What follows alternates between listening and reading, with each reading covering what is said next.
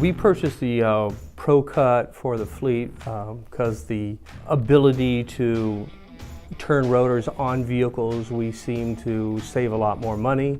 Rotors are one of the largest expensive when you come into a brake job. Replacing the rotors every time you do a brake job is very costly.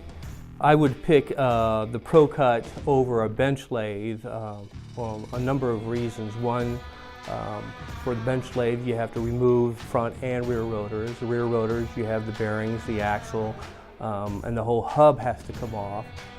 Whereas you can just leave it on the vehicle, hook the Pro Cut up to it, and turn your rotors. True.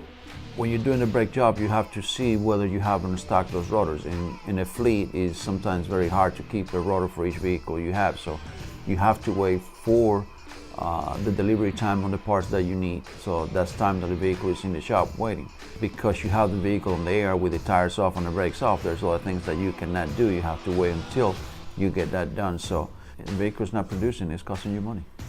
Local parts stores, we pay $12.50 a rotor to have them resurfaced.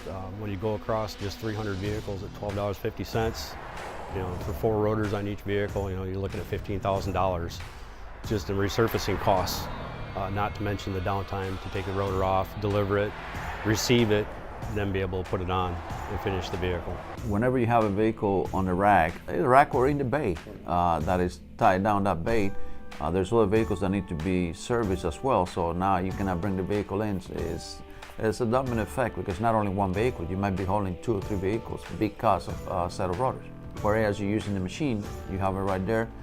You put the machine on, and you can start working on the back brakes, for example. And by the time you get done in the front, the backs are ready to be cut.